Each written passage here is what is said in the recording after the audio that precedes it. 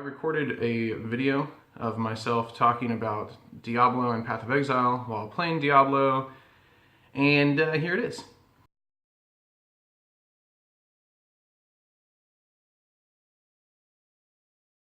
I wanted to talk about specifically this game for right now, um, like progression in it.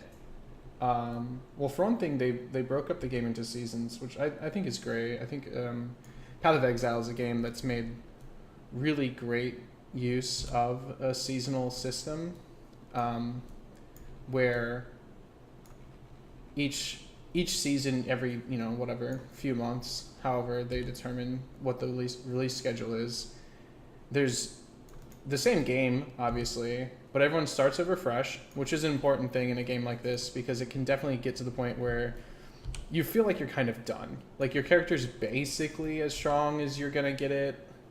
Diablo has a couple systems that are near infinite progression, but not quite. But right now I want to talk about the season, so I'll talk about the Paragon system in a bit. But the big difference is, well, Diablo finally, like this season, which is season 12, actually had pretty sizable changes to the game, at least as far as balance goes, for all of the classes, basically across the board, where it actually felt like a fresh experience instead of just kind of a restart. Because like I said, the importance of the season is that restart, is kind of everyone starting again, fresh ground, right? Like it's kind of like how there's that mad dash when MMOs are initially released, and everyone like you want to play at the very beginning. You want to feel like you're there in an uneven footing, because so often with games, MMOs in particular, and ARPGs and all these sorts of games, any game with progression system, you feel like if you weren't there at the beginning, it almost feels like why even play, because you're already behind, that kind of idea, and like you'll never be able to catch up, if especially with games that have endless or near endless progression. Trove is another example of a game that it feels really hard to catch up to people who have been playing, because there's just so much progression and so much of it is just time spent in game. But what Path of Exile did really well is each season really does feel like a unique, fresh experience, because they take advantage of the different systems that they have and create like a theme, basically different themes for each season. They even have races too, where it'd be like it's almost like a mini season in itself, and it's like a week long or something. Or week long races are their longer races. I think they've had month long too, but they also have like 2 hour long races and shit. Like just really, I think they've even done like, I don't think they've done 10 minutes, but I think they've done half-hour races, just very short, to try and see who can get the highest level, what boss you can get to. And then the incentive to do it, besides competition and beating people, is in-game rewards, which are all cosmetic. Because Path of Exile is if you don't know about it, Path of Exile is a free-to-play ARPG, much in the vein of Diablo 2. And their monetization is purely cosmetic, with a little bit of convenience. Like you can buy more stash tab slots to fit your character's stuff when you're not wearing it, and to store your currency and stuff like that, which is another thing that they do really well, is their currency system. But we're talking about seasons right now. So yeah, they add like these kind of different thematic and intriguing mechanics to each season. For instance, like maybe they have one where if you kill a bunch of mobs in a short amount of time, then like a demonic rift opens up and more like demonic versions of those monsters come up. Or they have one where when you kill, like, and that will be for the whole season. Or they have a season where every time you kill a rare pack, maybe like they res all the enemies that you've killed around them, so you have to fight them twice. Different things like that. They've had pretty interesting ones. so far. And so it kind of makes it feel fresh every time you come back. Even though it was the same, obviously it's generally the same experience. I mean, it's the same, because they don't have the rift system like Diablo does. So they don't have the ability to just kind of go into, like I'm doing right now, go into random maps that are at level for what you are. You do go through a more typical single player experience, much like if you played Diablo still, which you can, but most people don't because it's just not efficient. But played Diablo still today and did the story mode every time to level up, because basically that's what Path of Exile does. But for a while, Path of Exile's story mode, they had like 4, essentially what were like, because Diablo does acts and Path of Exile did chapters or something, it acts basically. But I think initially they only had 3 and then they got up to 5, but the leveling experience was such that the rate at which you would level, you would end up playing through all of those acts 3 separate times on 3 separate difficulties, basically, and so it would just scale with your level, but you'd have to be doing the same thing. Like, if you wanted to get a character near to max level, because max level is not like it is in Diablo. It's, I've never had a character in Path of Exile max level, and I've played that game, like, I don't know. I think I have like 300 hours played in that game. I've never once got a character all the way to max level, because that's not how the game works. Quite. I mean, you can get to max level, which is 100. It's just, there's not really a point. Anyway, the end game starts before max level, unlike in Diablo 3, where the end game starts immediately at max, like the real game. Diablo 3, let's be honest, I mean, the leveling system, you really don't level. It takes like maybe 3 or 4 hours to get max level nowadays, and then it's just all about the gear progression from there. And Path of Exile has a lot more progression outside of gear, whereas Diablo is basically just gear plus paragons, which are 2 different approaches, and not that either one is necessarily bad. Well, I don't know. I guess the problem with Diablo's progression system is that, especially now with the seasonal gifts that you get, where it's like a grab bag that gives you a full set, and sets in Diablo are so impactful on your build and on your character's overall strength, that essentially you hit 70, you do this little seasonal achievement thing in order to get the grab bag, and then basically how you're going to play the game is already pretty locked in. Like, because the set determines your build to almost an exactness, because, you know, like the optimal play style for that set is a known factor among the community, and you can just go look at the leaderboards if you ever want to see, like, oh, what are people doing with this set? Like, it shows you the exact build, and so you're kind of locked into that because you know it's best. And so in order to be slightly competitive, you have to do what's best. So the problem with getting the grab bags, especially that soon, as opposed to having a much more even leveling experience like old Diablo, is that you get locked into this build and this play style at a pretty early point, like without that much time spent playing in that season on that character.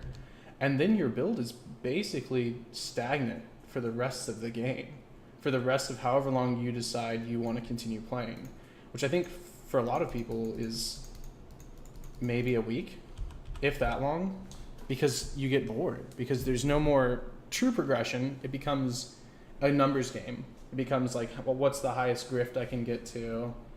And it's, you know, the upgrades that you get are a matter of percentages of damage. It's not really effectiveness in your gameplay. It doesn't modify how you go about tasks. It doesn't become harder.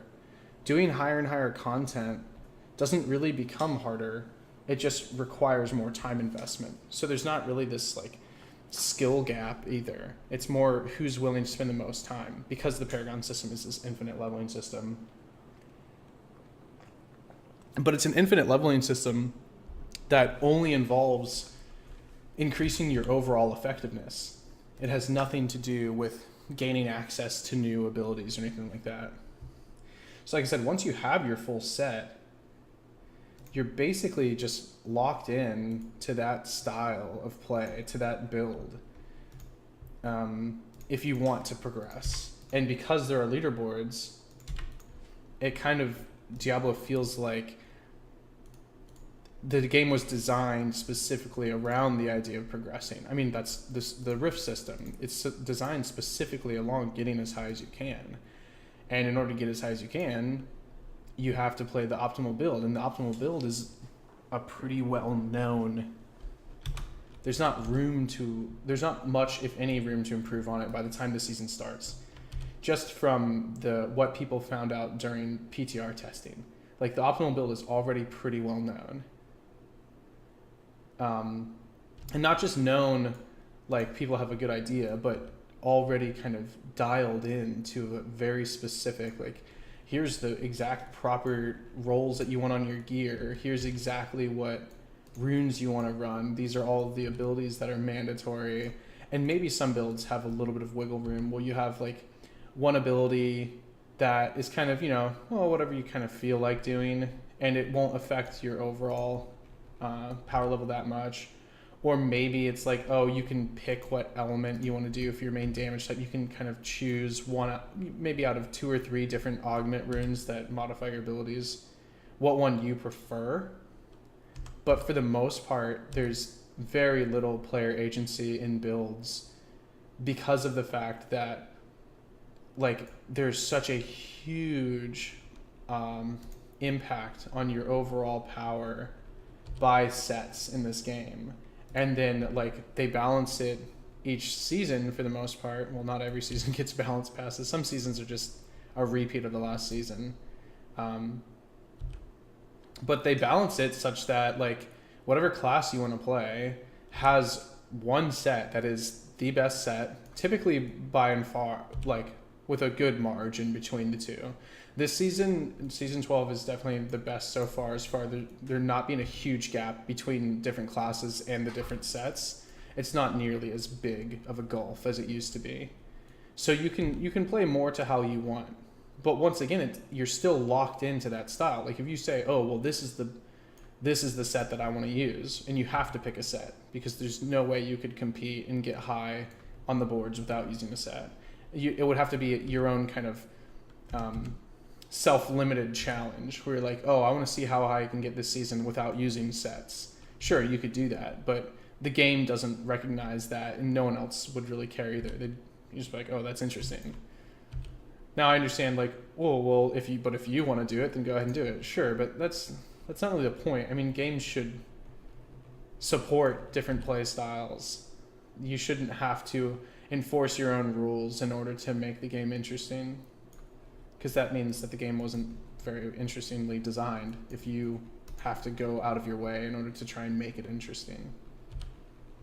It's kind of like, playing Uno or Monopoly. You have to make your own rules in order to make that game interesting. Those games interesting because it's just, those games when played the right way are just pure dumb luck. I mean, it's not really, there's no player agency. You have no real control over what happens in the game.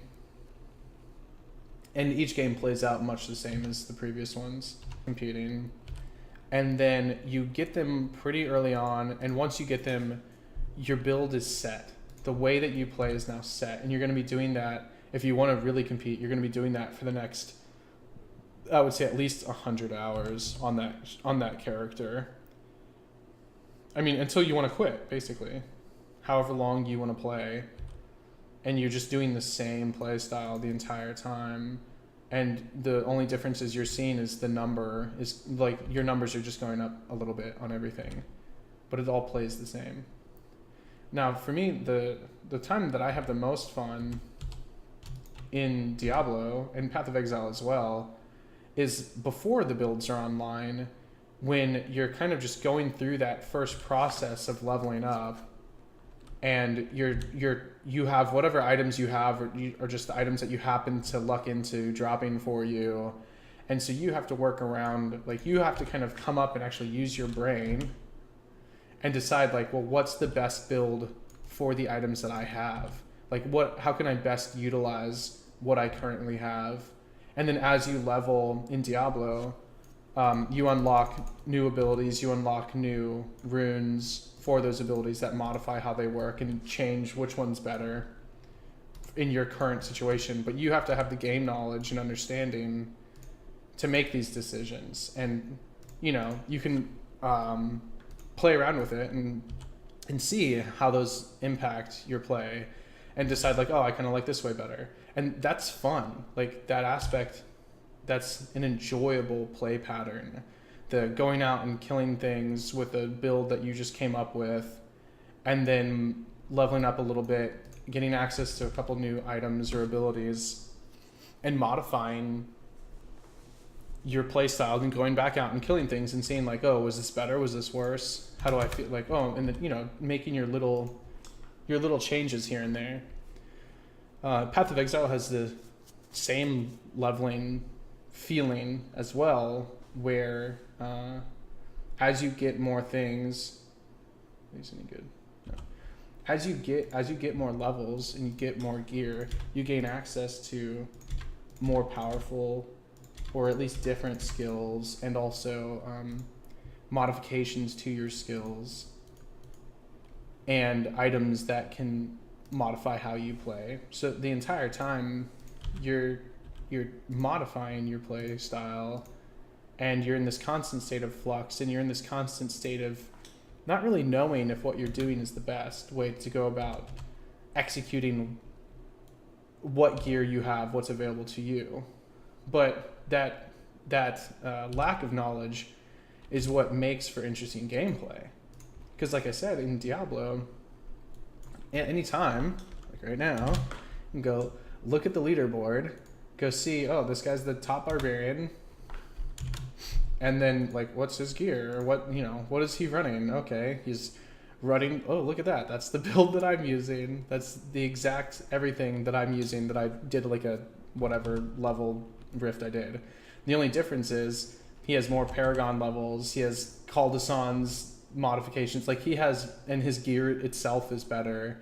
The only difference is he spent more time, more effort, and then possibly also had a bit more luck getting whatever items. Now, for sure, he spent more time, because I haven't made dedicated. I don't have the interest. I'm not into Diablo enough to spend the kind of time necessary to be number one on the leaderboard.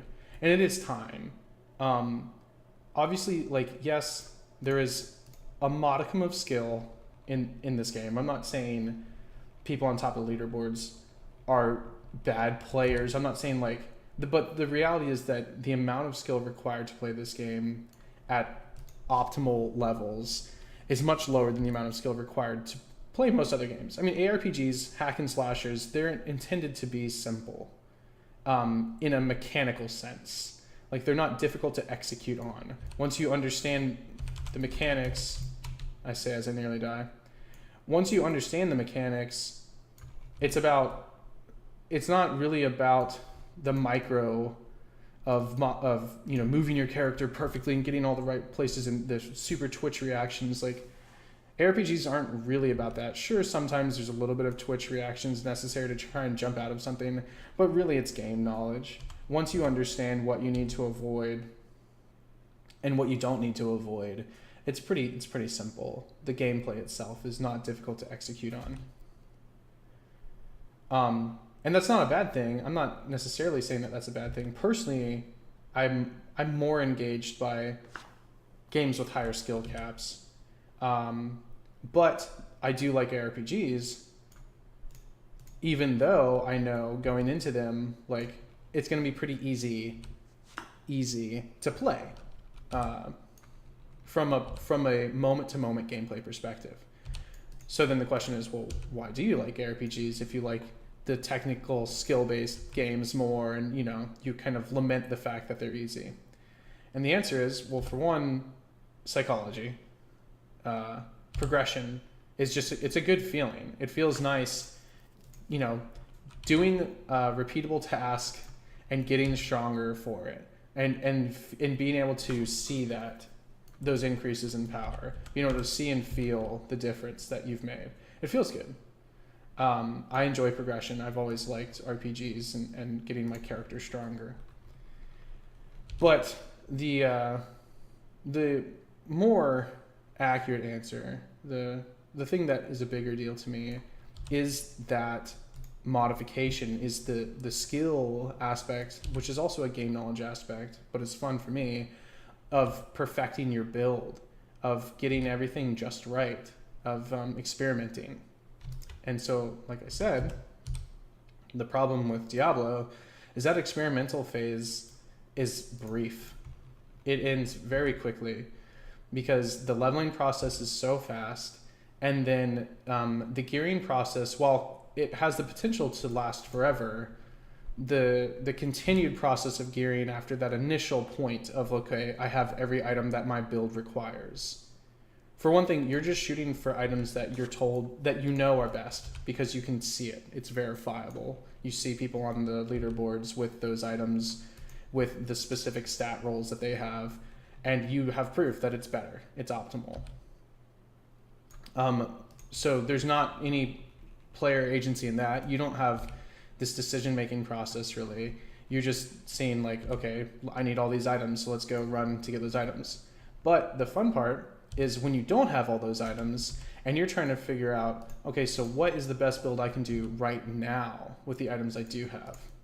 And so that's where the player agency comes in. That's where the game knowledge and the skill comes in to play more than in other parts of the game, in my opinion. And so, as I was saying, that process is pretty short-lived. Realistically, within the first day, I would say, on Diablo, like just maybe a 10-hour session, you've already hit max level and have pretty much all the items that you need for your build to be online, to where your playstyle is set in stone. Maybe you don't have all the items that complete, like maybe there are a couple more items that you can pick up that will give you a big boost in effectiveness, but will not have a drastic change in playstyle. Whereas Path of Exile is a game where that process takes place over days. The leveling process, the getting to that point where, okay, now it really is just incremental increases. So that it feels better, for me personally, in Path of Exile, because of the fact that it's this more protracted timeline in which you are doing the part of the game that I enjoy personally, which is, you know, adapting to the situation at hand. Because that's, to me, that's fun. Do subscribe. If you don't like, comment, because I love negative comments. They're the best. You could try and be constructive, because I, obviously am just starting, so I'm more than open to suggestions. I'll do requests. Comments would be awesome. Even if you don't like or subscribe, comment. Okay.